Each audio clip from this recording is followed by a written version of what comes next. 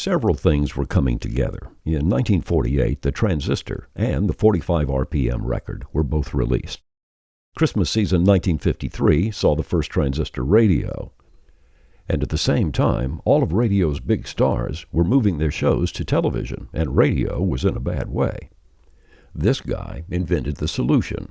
He was a young radio station owner in Omaha, Nebraska. His name is Todd Storrs.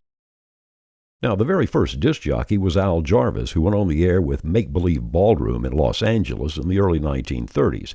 But all the DJ shows across the country were just 2-hour affairs, or maybe only for a couple of hours on the weekend. For the most part, disc jockeys got to play whatever they wanted. Many of them brought their own records into the control room for their air shifts each night or each week. Todd Storrs created the first radio format. He called it Top 40, and that's all the disc jockeys could play, the current Top 40 hits and some oldies. The first time I walked into a radio station control room to do my first disc jockey shift, I was 16 years old. The program director told me to pick out about 20 or 30 oldies in a box that was over in the back of the control room, and here's how it went. I sit down at the control board, 2 turntables on my left, put my stack of oldies on the control board, and there are 3 stacks of records before me. There is the A rotation, that's basically this week's top 10. There is the B rotation. These are songs that are moving up the charts and some big hits that have already been inside the top 10 and are now moving down the chart. There were usually 20, maybe 30 songs in this stack. And then there's the C rotation. These are the new adds. These are songs that have just been added this week or within the last 2 or 3 weeks or so. You hope they're going to be hits. Here's how it went. You played an A, and then you put that record to the back of the stack and played a B, played that, put that at the back of the stack, did a C, back of the stack, then you picked an oldie, and you repeated. A, B, C, oldie, repeat. The program director had some basic formatting rules. One of them was don't play 2 slow songs back to back. We're a rock and roll radio station, after all. So if you just played an A and it was a slow song, and the song in the B's at the top of the stack was a slow song, then you would play the one behind that, and then you would play that slow B the next go-round. The system gave the radio station some consistency in its content management, but it was still kind of freewheeling. The biggest problem was disc jockeys would fudge the system.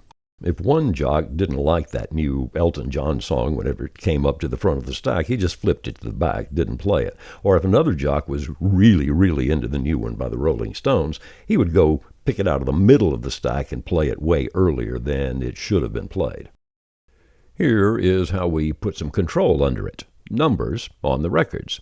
Here's a hot rotation from back in the day. There are 11 songs in hot. I'm playing 4 an hour. That gives me a 2-hour and 45-minute turnover. So if Madonna plays, I do not want her to play again an hour and a half from now. And the way I can assure that she's not is with numbers on the records. So this week she is number 5. True Blue is. That's ranked number 5 on a nice blue vinyl copy there. And I know where Madonna is going to play every hour this week through the use of this thing.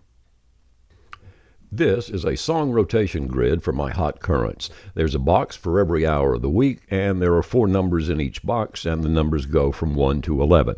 When my afternoon guy signs on Monday at 3 p.m., he's going to be playing Madonna's True Blue about 20 minutes past 3.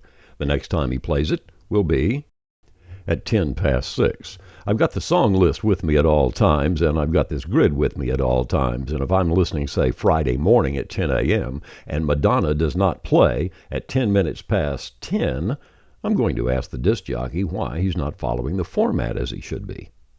This numbered grid system works with any rotation. I can see here oldie number 208 is going to play at 3 p.m. on Monday, and oldie 279 will come up for play at 2 p.m. on Thursday.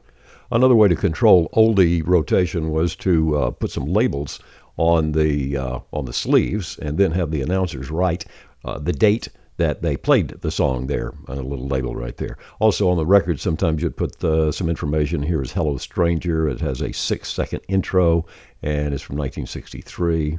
Here is Stay in My Corner by the Drells.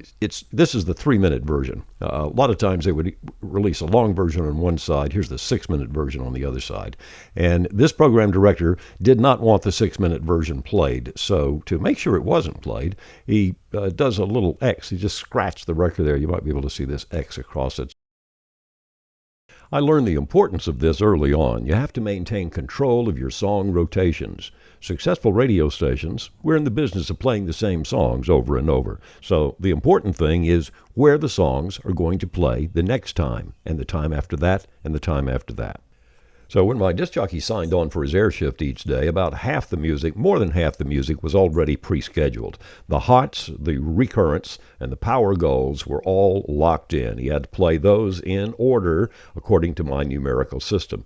In between the pre-scheduled songs, the disc jockeys had the freedom to pick the medium currents and the medium oldies and the lights, the new ads that they would be playing during the hour. And in doing that, they had to pay attention to some of the formatting rules that I had laid down. For example, I didn't want to play 2 slow songs back to back. So if you had a pre-scheduled recurrent that was slow and it was followed by a medium, you had to pick an up-tempo medium. And that is how I learned to control song rotations before we had computers.